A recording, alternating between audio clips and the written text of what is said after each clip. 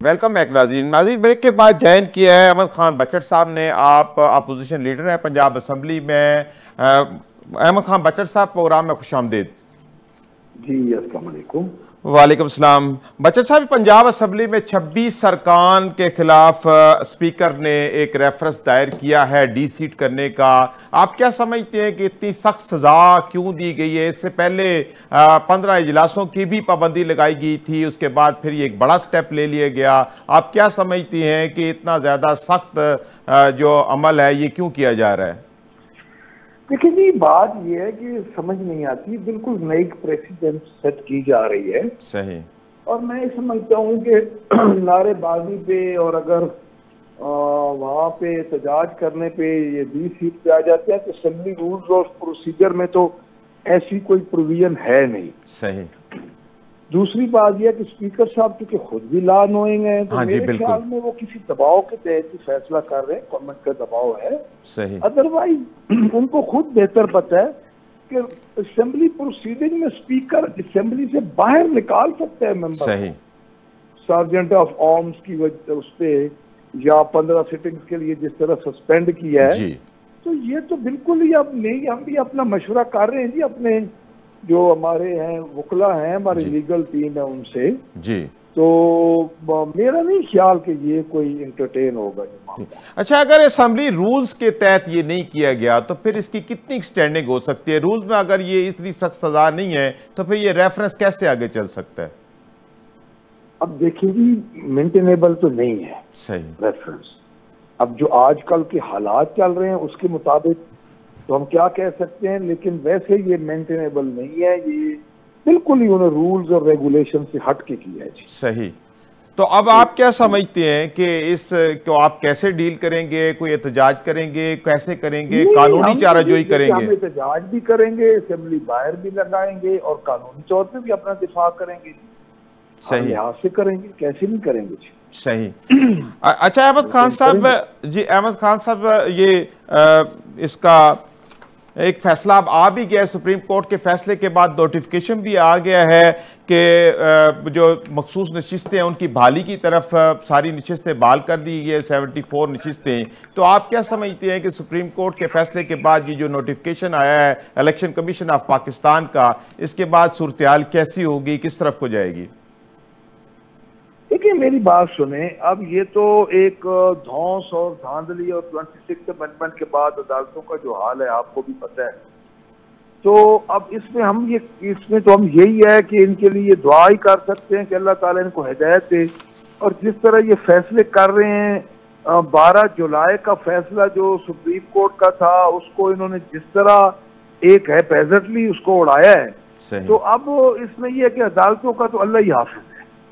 جب ملک میں عدالتوں کا انصاف کا یہ حال ہو تو پھر کوئی کیا کہہ سکتا ہے. لیکن ہم اپنی جنگ جاری رکھیں گے اور دوبارہ ہم نظر ثانی کی اپلیکیشن دے رہے ہیں. ہمارا کبھی تک وہ آرڈر ہی نہیں دے رہے ہیں. صحیح. اچھا, یہ کہا جا رہا ہے کہ آئینی بینچ نے جو فیصلہ دیا ہے اس کو چیلنج نہیں کیا جا سکتا. تو آپ کیا سمجھتے ہیں کہ اس کو کسی طریقے سے چیلنج کیا جا سکتا ہے؟ آپ کیسے چیلنج کریں گے اس کو؟ دیکھیں جی یہ ہماری لیگل ٹیم بیٹھی ہے اور اس میں وہ پورا ورک آؤٹ کر رہی ہے, اور انشاءاللہ تعالیٰ اس میں چیلنج کیوں نہیں کیا جا سکتا, اس میں ہم وہ دیکھ رہے ہیں. اور میرا نہیں خیال کہ یہ فیصلہ بھی سٹینڈ کرے گا. اس کی وجہ یہ کہ پھر تو آپ سمجھیں کہ کوئی قانون ہی نہیں ہے. صحیح. پھر یہاں پہ کوئی بندہ کیسے زندہ رہ سکتا ہے؟ دیکھیں اب یہی رہ گئی ہے کہ اب پی ٹی آئی کے جتنے M N As, M P S, stakeholder صاحب ہیں ان کو پھر ویسے ڈی سیٹ کر دیا جائے, ہر کو گھر بھیج دیا جائے. صحیح. اچھا, یہ سنی اتحاد کونسل کو جو مخصوص نشستیں نہیں ملی, یہ تو چلے ایک سپریم کورٹ کے آئینی بینچ کے تحت یہ فیصلہ ہو گیا ہے, لیکن جو سیٹیں دوسری پارٹیوں کو دی جا رہی ہیں یہ کس قانون کے تحت ہے؟ کیا یہ درست فیصلہ کیا گیا ہے یا اس کے اندر بھی سکم ہے؟ میری بات سنیں جی, فیصلہ ہے ہی نہیں. سکم تو یہ ہوتا ہے نا کہ فیصلے کی کوئی فیصلہ, مثلا فیصلہ آپ کا 4 پیروں پہ ہے تو ایک اگر پیراگراف جو ہے وہ درست ہو اور 2, یہ تو فیصلہ سرے سے ہی نہیں ہے نا جی. صحیح. اس فیصلے کو تو آپ کہہ سکتے ہیں کہ یہ فیصلہ اتنا بھونڈے انداز میں کیا گیا, اور میں یہ سمجھتا ہوں کہ ان فیصلوں کی وجہ سے ہی عدلیہ بدنام ہوئی ہے اور عدلیہ کا جو وقار ہے وہ آپ کے سامنے رہ چکا ہے. صحیح. تو میرا نہیں خیال کہ یہ فیصلے سٹینڈ کر سکیں گے. یہ فیصلے مجھے یہ لگتا ہے کہ یہ اپنی موت آپ مر جائیں گے. صحیح. اچھا احمد خان بچر صاحب، بڑے اہم سینئر ترین رہنماؤں کی طرف سے خط لکھا گیا ہے جو پابند سلاسل ہیں کہ مذاکرات فوری شروع کیے جائیں اور ہمیں مذاکرات کے اندر شامل کیا جائے. تو اس میں قریشی صاحب بھی ہیں، یاسمین راشد صاحبہ بھی ہیں، محمود الرشید صاحب بھی ہیں، اہم ترین رہنما ہیں. تو آپ کیا سمجھتے ہیں کہ اس ریکویسٹ کے بعد مذاکرات کو دوبارہ شروع ہو جانا چاہیے؟ دیکھیں میری یہ سنیں کہ مذاکرات ان کی رائے صاحب ہے. ہمارے وہ لیڈر ہیں شاہ محمود قریشی صاحب، اعجاز چودھری صاحب، میاں محمود الرشید صاحب، عمر سرفراز چیمہ صاحب اور ڈاکٹر یاسمین راشد صاحبہ. صحیح.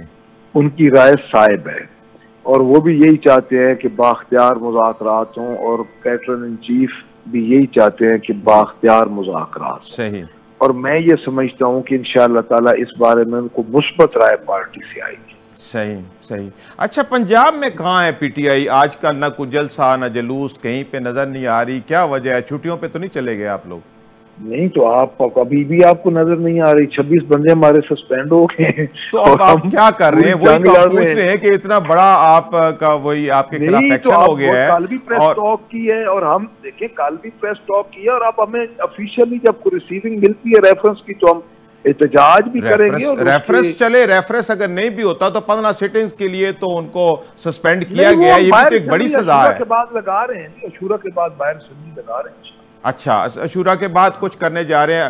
باہر اسمبلی لگائیں گے یا اس کے علاوہ عوام میں بھی جائیں گے دوبارہ کچھ جلد سے جلوس ہونے کی؟ باہر اسمبلی عوام میں ہی لگے گی نا جی. سڑک پہ جب لگے گی تو عوام میں ہی لگے گی.